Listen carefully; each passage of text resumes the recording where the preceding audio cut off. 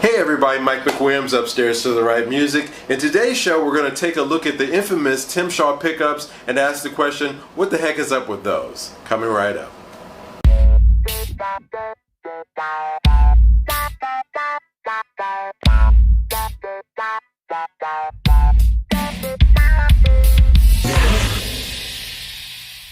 Hey everybody, welcome back to the show. As you can see, I'm still here in my lovely hotel room in downtown Singapore, finishing the last few days of my isolation. I had to do my COVID test today, and it was quite unpleasant. They basically stick, a thing about the length of your finger all the way down your nose, both nostrils, and they tell you to relax. And trust me, you're not going to relax when you got a 2x4 stuck down your nostril. So in case that bit of this is done, and I thought I would do a show on something that I find very interesting, and that's the Tim Shaw PAFs. So let's go back a little bit. In 1955, Seth Leather produced what we know now as the PAF, the patent applied for pickups. These are the essential tone characteristic of the burst that we all come to know and love. When you think of a burst and that Eric Clapton, blues breaker sound, or Jimmy Page, any of his live shows, you're thinking of that PAF sound. Now, Gibson went through a period in the 1970s, from about 1970 to 1980, when their sales were on the serious decline. As a matter of fact, the original holders of the company had sold to another group, and they were really in a tough spot because they had fallen out of favor. People weren't interested in the 1970s of playing those Gibson guitars. They actually did it to themselves in a lot of ways because their quality control really went down. They were doing 3-piece bodies, 4-piece bodies, 5-piece bodies. The designs were not great. The sounds coming out of those guitars were not great. And so that's why nowadays, even though it's not necessarily true, it's just like everything else. There's a certain truth to it, but not as cut and dry as you would think. About 1970s Gibsons being junk. It's not true at all. It's actually some fine ones, some great ones out there. You just have to hunt around for them. In 1979, Gibson approached a guy named Tim Shaw. Tim Shaw was an engineer at Gibson, and they asked him to replicate on a budget the original PAF that Seth Leather had designed.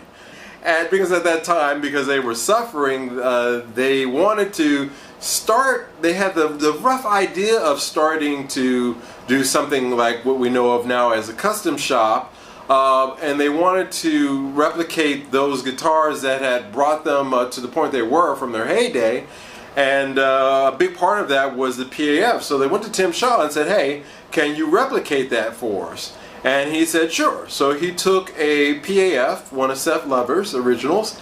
He took a look at the magnet. He took a look at the specs on it in terms of wiring, output, voltage, the capacitors. And he basically went to Seth Leather himself, ran into him at a trade show, and said, hey, how many windings was done on this PAF that you created? I heard that it was 5,000 windings, 5,000 to 6,000, and Seth Leather kind of laughed and said, hey, we wound it to the bobbin was full. In other words, every one of those different PAFs that were created in the 50s were different. That's the point, they were different. And Tim Shaw eventually himself said it. He said that it's impossible to recreate a PAF because really, or a reissue, because really you're just replicating one of the thousands that they made. In other words, each one was different. So if you take one and you study it and you try to replicate that, that's fine. It's going to be a copy of that particular PAF. But if you would take another PAF from that period and replicate that, it's going to be different from that one. So there is no such thing as a PAF sound. in terms of just a common sound, there's no such thing. The PAF, for example, that you would find in one of Jimmy Page's number 1 or number 2 guitars, between those two guitars, they're going to sound completely different. So, you know, and we can go on with that. So the point is that, you know, Tim Shaw himself recognized that there is no PAF sound per se. And I think that's something that I'd like to, you know, emphasize here, because really, as guitarists, you know, especially when you get into the Les Paul enthusiasts, let's put it that way, they all have this desire of, hey, I've got this particular sound that I want to get out of this guitar, and you get into arguments about what really is a PAF sound and what is not. And the truth of the matter is, there is no such thing as a stock PAF Les Paul sound, because each guitar is different. Each from those bursts, Joe Bonamassa, I'm sure, would be the first one to tell you that each one has a different character. As a matter of fact, I was just watching a rig rundown of him the other day, and he was talking about that each one is different. And so I think that for when you get into the main discussion of today is about the Tim Shaw pickups and how the aftermarket has blown up on those, because everybody says, hey, this is the closest thing that you can find in the modern era of getting that PAF sound, when Tim Shaw himself said that this is just, you know, this is just one, you know, particular slice out of a huge, you know, multifaceted cake. So, you know, it's a falsehood. The winding machines that were used to make those PAFs, one went to Seymour Duncan, so he has one of the original winding machines, and the other one, I believe, went to Throwback. Those guys have the other one of the 2 of the 4 winding machines. So, you know, does that mean that the PAFs that are being created by Seymour Duncan and Throwback, for example, are true PAFs either? No. I mean, again, this is the reason why I talk about this and why I'm putting this forward. If you go on Reverb and you look at the prices for a Tim Shaw PAF, they're all over the place. Some of them are going for $400, $500. Some are going for in the, you know, 150 to 185 range. Literally, they're all over the place. And then the thing is, also, there seems to be a lot of discrepancy on the internets about what exactly is a true Tim Shaw PAF, because none of them were, you know, stamped on the back Tim Shaw PAF. It wasn't really important at that time to Gibson to make that designation like they do now. If you look at the back of a classic 57 or Burstburger, it's pretty clear that's what you got. But with the Tim Shaws, they were all over the place.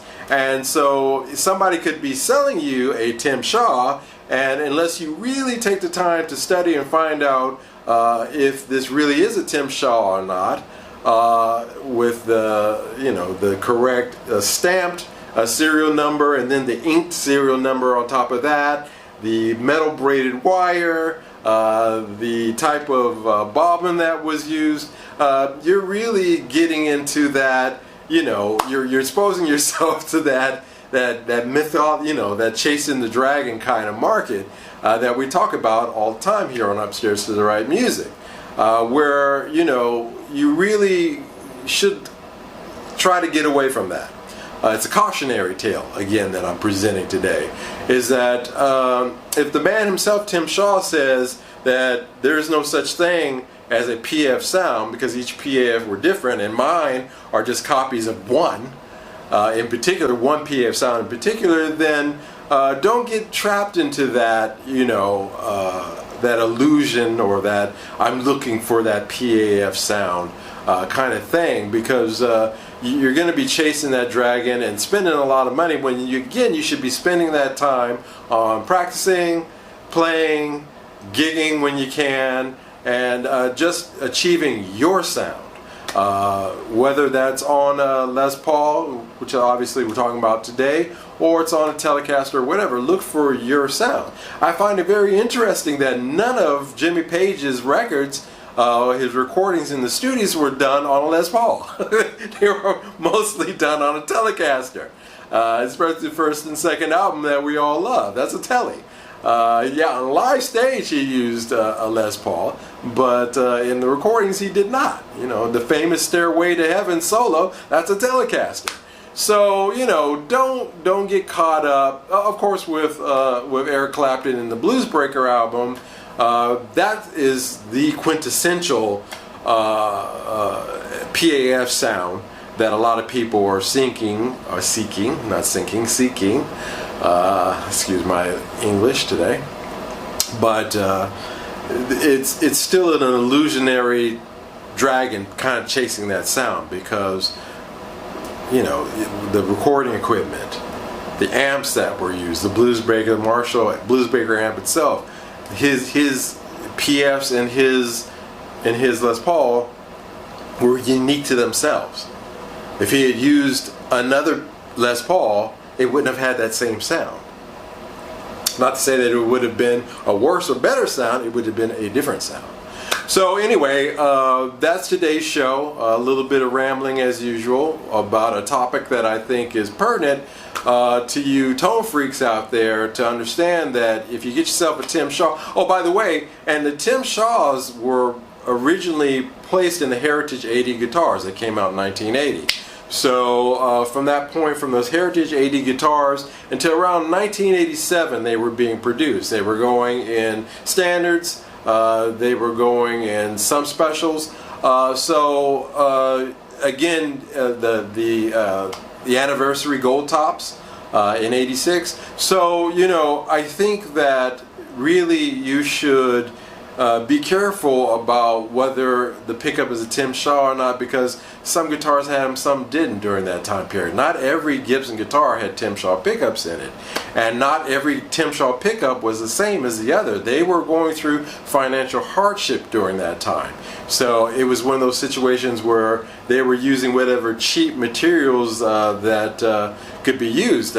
Tim Shaw wanted to use a kind of braided wire, but Gibson only would allow him to do the pickups with poly wire, because the wire that Tim Shaw wanted to use was $1 more per spool. And they didn't want to spend that extra $1 per spool in order to really truly, you know, recreate that Seth Lover PAF. So it was all over the place during that period. So if you do have an interest in getting a Tim Shaw pickup, do your homework. It's going to require a lot of homework, a lot of study. Just don't take somebody's word for it, because chances are they could have, they could have any kind of pickup from that period that may not necessarily have been a Tim Shaw. Just because it comes from an 80s Gibson guitar does not mean that you have a Tim Shaw. And again, if you're saying to yourself, I gotta have that Tim Shaw because that's going to give me the closest thing to a 59 burst sound, you're seriously deluding yourself, because again, that's just one tone that he was able to copy and reproduce of a myriad of tones on a myriad of pickups. So just keep that in mind. Anyway, thanks for taking the time to tune in today. If you like the show, if you like the content, do hit the like button. It really does help. Also, if you really like the show, take the time to subscribe to us every week. I won't be here in this location. Hopefully next week's show I'll be back at my house here in Singapore. But if you do like the content of the show, why don't you join us as a subscriber? Every week I try to bring you new and interesting topics. I hope you found today's topic interesting down in the comments section. I'd love to hear your thoughts on this, and until next week, you guys take care. See you later. Bye-bye.